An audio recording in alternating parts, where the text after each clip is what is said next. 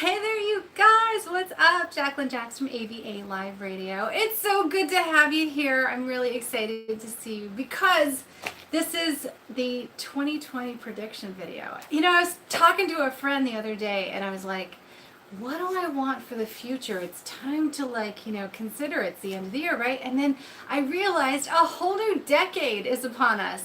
How crazy is that? So it got us talking about the changes on social media, but also got us talking about how to build a fan base. So I thought this is a great video to do for you guys because you probably want to know how to make Instagram work for you or some of these other social pages. And here's the problem. They're cutting down the reach. So if you haven't noticed, right, one of the things, and this has to do with my prediction, it's good to see you guys. I see you in the chat. So come on in and listen. So one of the things about the predictions is that if you've noticed on social media, and I have a lot of different accounts on Instagram, so this happened with Facebook. 6 months ago I said this is going to happen on Instagram. So make sure that you guys build a fan base through email and start collecting people on email so that when this one cuts off the reach, you'll still have everybody, right? And then you can go to another platform like we do. Well, there are some platforms that are starting to rise again right now. So my prediction for 2020, and I'm going to give you guys tips at this video, so stick with me. There's all kinds of stuff that you're going to be really finding value in this video tonight. But my prediction for 2020 is one, Instagram will continue to remove likes and all of the public displays of analytics from the platform. And the reason why I think they're doing this, and this really makes sense, is because Facebook owns Instagram. Facebook's complete subtraction of reach from us once we built our pages, right? They show our posts. Organic reach is less than 1%. It's terrible. It's so bad. It's pathetic, right? Yet all of our content is the reason why they have a platform to begin with. But they want to leverage it. They want to make more money. So now that they own Instagram, they're doing the same thing. They're blocking the reach and they're starting to remove the likes and the public display of affection. Okay, so in other words, and this is where it has to do with not really physical health. Like they say it's mentally challenging for people to be focused on how many likes they're getting on a post, and so therefore they're not posting like they really want to. It's all just nonsense. What's really happening is Instagram or / Facebook wants to make more ad revenue. So in order for them to make more ad revenue, they've got to try and pull away the advertisers from the influencers that they're paying. And they're smart. They know that if they don't show the likes and they start taking away the public display of reach, like the monitor that shows each one of these brands when they work with an influencer, clearly if the likes are reaching, how it's performing. And it can't be faked, right? Because the influencer can't fake it and say, oh yeah, I got this much reach. It was actually visual. But when that's removed, they're going to make a pitch to all of these companies to try and grab the advertising revenue because they figure we'll give you insights, we'll build a back end so that you can see all the insights yourself. You just have to run ads with us instead of with the influencers, and we can put your ad on their channel. That's what's going to happen. That is totally what's going to happen in 2020. You know it because already they're blocking reach. So I have like different pages. On my personal page, the people that show up, it's 20% people that don't know me. The rest are people that do know me. And only if I'm using hashtags do I get free organic reach. And it's not nearly the kind of reach I had 6 months ago or even 4 months ago. And that has a built fan base.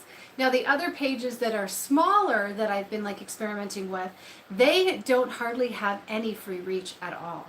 I actually have to send my followers to them to comment and build engagement. And so you pretty much had to have previous engagement doing it the way that we're constantly doing it.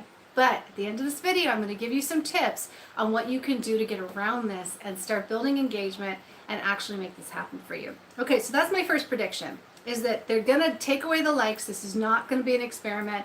You are not going to see likes on these posts anymore. They're going to try and steal all the advertisers away from the influencers. And then they're going to say, if you want, we will pay you a percentage of the advertising revenue, just like they do here on YouTube, for being able to advertise on your posts or cross promote against your posts. You're going to be able to choose the influencers. It's going to cost them less, and bam, they've just stolen all the revenue away from people that have worked really hard and put all their eggs into the one Instagram basket. It's exactly what happened on Facebook, so you know it's going to happen here. Now let's go on. All right, so Twitter is going to make a comeback. I know this in my bones. I know Twitter is going to make a comeback. So definitely build your audience there because we get a lot of traffic from them. Facebook still does drive traffic, so don't give up on that, but use the group pages more than anything else because I think they're pretty much, unless you're live streaming or using stories, going to really press down and compress down on the public page organic reach. The reason why, again, they want to sell advertising. So unless you're willing to throw a bunch of money into advertising, which is basically not worth it unless you have products to sell, right? So if you're just paying to buy access to your following, you could do it other ways. And I'm going to tell you about that soon. So another prediction is definitely start your YouTube channel. Go with YouTube because it is Google searchable. And create an audio podcast for anything that you have that's of interest. In other words, if you want it to be searchable, right, something searchable, definitely get your ideas on a podcast for audio for the future and on YouTube for now, using the title and descriptions because they are searchable. Those are my big major predictions. My other prediction is that there is going to be a new profile that is going to come up, and it is going to be like insanely good with great reach, but I think you're going to see it be more of a niche audience than we've ever seen before. That the people who build on it early, kind of like what happened with Vine, right? They're going to be blowing up like crazy. So keep your eyes open for the latest and greatest social media pages. And of course, I will let you know if I hear of anything really, really good and when it starts to get good and what to do on it. Have you joined TikTok though? Seriously? I mean, that's a good place to get some reach. Some of those videos are going through the moon. They are. You just have to learn to use a profile. You can actually YouTube it and find out how. But TikTok, I would definitely do that right now. TikTok's a great one. I mean, just think. And this has to do with some of the things that I wanted to talk to you about today. Just think if you had a song you were working on and you just played the chorus of it, right? And you put that as a video tagged on TikTok, you put it on Instagram, you put it on Facebook, and then you look and you put it on Twitter, and you look and you see, all right, what happened? Where do people engage with it? And who is saying, wow, I love that new song. When do we get to hear the rest? How is that happening as a experiment for you? If you did that, where could you possibly get the most reach? And where are people going to ask you in anticipation of that new song coming out?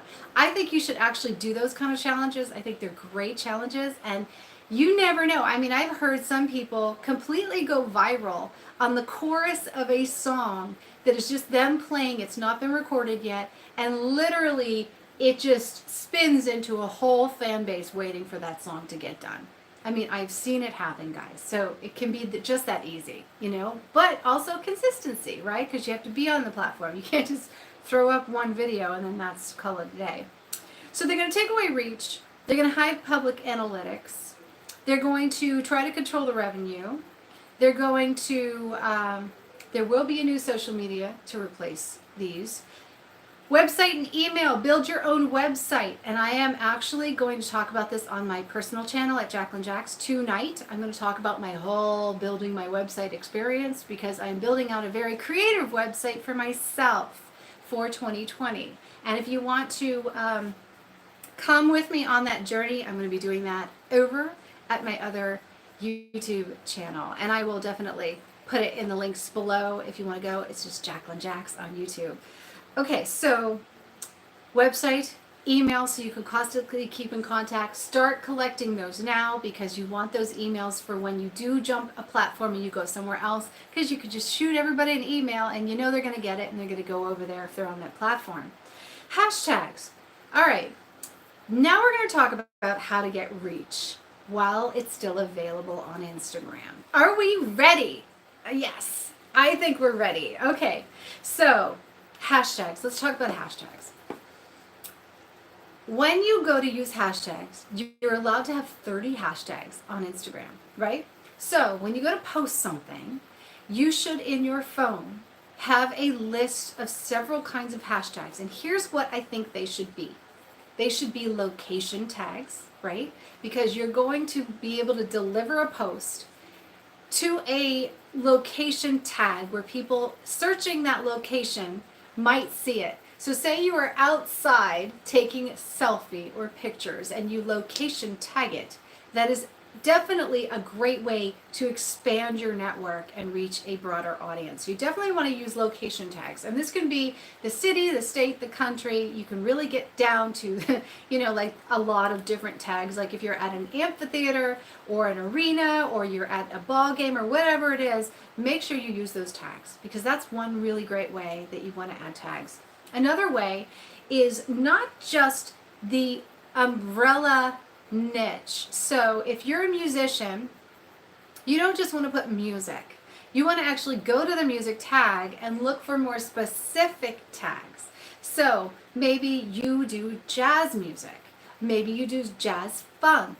Maybe you do rock and roll, but maybe you do alternative rock, or you do metal, or you do grunge metal. You know what I mean? So the more niche you are, but check out the tags and make sure they exist and that people are actually using them. Gather those tags and use that on your posts that are of you on stage. It has to make sense too, right? Of you on stage. Or, what did you say? I've noticed these random dips, says somebody. Yeah. Oh, random. Oh my God. They're huge. Well, to me, they're huge because I get a lot of engagement on some of these pages. So when I see a dip that's big, I'm like, ooh, what's going on? Like, how did I go from 650 to 150? You know what I mean? With the same audience. So I'm like, let's go and look and tweak a little bit and figure it out. So this whole month I'm going to be figuring out more and more about this and like how to make it work. But as they've changed, we really got to hustle and make things happen, right? Okay, so going back to hashtags, micro niche hashtags. So whatever business you're in, whatever content is in that post, look for micro niche hashtags to use. Even if it's you and the band eating pizza, literally. Micro niche hashtags, that's the way to go. The other thing is think about more that's in that picture. Like for instance, if you're going to take a picture and it's a selfie, did you take it on a Droid phone, on a certain kind of phone? Because I noticed that when I take photos on the iPhone X and I tag it with hashtag iPhone X, I notice that what happens is I get a lot of people checking out the photo and coming to me that are not the typical followers. So if you think about how the photography is shaped out and what kind of hashtags you guys can use to be able to bring a bigger audience or like cast a wider net, but that would still apply to that picture, I think that's a much better way to go than just using the same stuff over and over again. You see what I mean? And think about the filters. Like if you go check out a certain filter, there's hashtags for every filter you use on Instagram. And people like to flip through and see how the filter's being used. They also like to experiment with photography. You could do a photography challenge and tell your audience that every single day this week at 9 a.m. you're going to post a new photo as you're learning your new phone, or as you're trying out different filters, or as you're working something out and trying out lighting and and just experimenting. And that becomes a challenge and something people look forward to. Another great way to get engagement and to be able to collaborate and like expand your following, and I think I'm going to set this up with my own crowd. So if you guys are listening on this video, definitely come talk to me about it after you watch the video. I think I'm going to do a challenge for AVA Live Radio, and it'll be something like post your favorite cover song every Friday. And every Friday, or maybe twice a week, anybody who wants to post a cover song can use our hashtag, and we will all go and check it out and comment on each other's photos. And it will be this whole, or not photos, but videos. And it'll be this whole thing where people will learn about it, because I'll give you guys a description to put in there for your cover. And there'll be a hashtag linking up all the other videos so you can check them all out at once.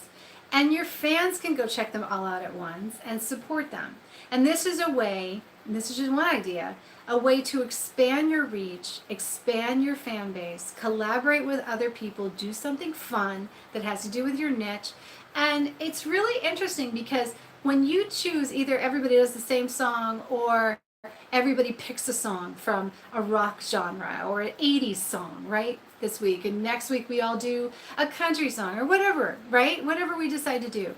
But you'll find that that anticipation, and I say this a lot, is going to be stuck in the minds of our fans. They're going to be like, oh, what cover are you going to do this week? And then you can go in storage and you can ask them for their opinion. You could do live streams where they can suggest cover songs. You could do practice sessions on your cover songs. And now you've set up this whole like engagement building series. So I don't know why people don't do more of these, but like I think that this is the kind of quality content that really will beat the algorithm altogether. Because if I'm following somebody and they say, I'm going to show up every Friday and post a cover song, and it's part of this challenge, you're going to use the hashtag if you want to check out the rest of them, and we're all going to see how each other did, you know, and make comments and leave feedback for each other. And we're all doing it, and these are the other accounts that are doing it. Go follow them. Bam. You've now created this amazing series that's kind of like taggable and forwardable, because every single engaged fan is going to go to the next person and the next person and the next person.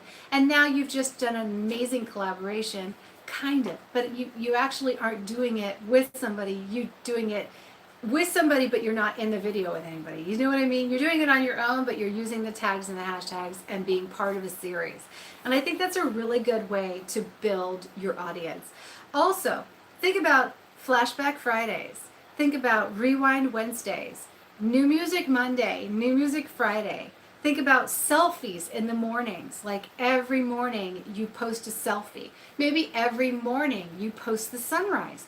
I mean, something that you do specifically at the same time every single day or several days a week that your audience can get to know and remember. And if it's of value to them, they will come back to check in with you on those days at that time if you're consistent.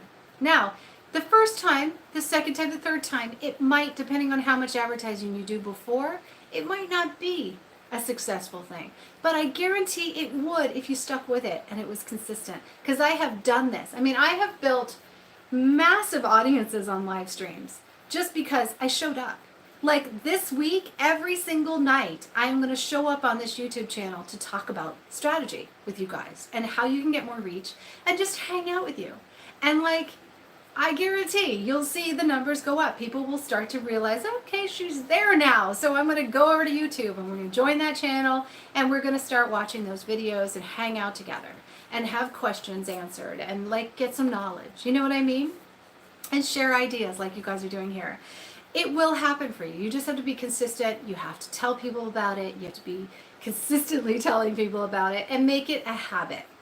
And then what about this? What about live on the drive? Like if you commute to work, what about, and you're stuck literally in traffic, I don't mean to be distractive, right? I don't want you to distract yourself while you're driving. So if you are really going and you're not stuck in solid traffic, don't do this. But what about live on the drive? Like when you get into your car and it's warming up, that 5 minutes that you're in your car, or when you get to work, that 5 minutes, or that 5 minutes slow in traffic, what if you live streamed it and you called it live on the drive, right? And you did it like every morning. And people started to count on it every morning. And it was just you just talking about what's going on and people telling you what's going on, bringing you news, and you're like live streaming, and you do it like in Instagram, or you do it on Facebook, or you do it on YouTube. What if you did live on the drive? I think that's so cool, right? I think that's something, again, you could advertise it, you could talk about it, it would be consistent, and it's very easy to do. It could be 5 minutes, literally. It doesn't have to be crazy. But I think people would like that. I think it's engaging, and it's something that I would show up for. I would be like, yeah, I know this person shows up every day at 9 o'clock, and they're really fun to talk to and interesting and engaged here. So let's go do it. Let's go track them down. I find myself subscribing for stuff like that, for sure. Okay, so other things, and I'm almost done with this video now. Content ideas. Singing videos, if you're a musician. My God, if you don't have at least one singing video in every 6 pieces of content, and it doesn't have to be you with your mouth actually moving. You could just do a picture of the art, the cover art, and then you could just play the song and put it in IGTV, and then push that from IGTV to your front post, and then push that into stories every so often, and bam, now people can actually hear you. But don't just like say it's on my page and make them scroll 50 posts down to go find your music. I have people do that to me all the time, and I can't figure it out. They'll post pictures of food. They'll put the dog up. They'll put up pictures of them doing anything. But they don't put up pictures. They don't pick up video of their music. And I'm wondering, because it says in the description that they're musicians, but I never see any music I can actually listen to. Like I have to go find it or fight for it, or like they say, yeah, just go search me. I mean, don't you guys realize, honestly, if I try to search the average name out there, there's so much competition. People do not own their names, and they do not own Google search. So the problem with that is that we can't find you at all. And most of you have names that like you can't spell, or that sound nothing like your actual artist name. Like you started your Instagram page like 2 decades ago or something, and it was called Feather, and your artist name is like Beth Me. You know what I mean? It's like, it's bizarre. Like I was on the radio the other day doing a broadcast, and I just was about to tell the audience about the social media pages, right, of the artist I was talking about, and I realized their social media pages were not in the same names. And I'm like, oh, I'm not even going to say it, because if I say it, it's a worthless piece of information. Nobody is going to remember it, and unless it matches the artist's name, they don't want to know, because they're not going to be able to spell it, they're not going to be able to figure it out, and it's not going to stick in their memory. It has to all match. It has to be easy. And if it's not, you have to change it, and you have to make it easy. You know what I mean? Or you have to get around it somehow. Perform acoustic material. This is another thing I want you guys to do.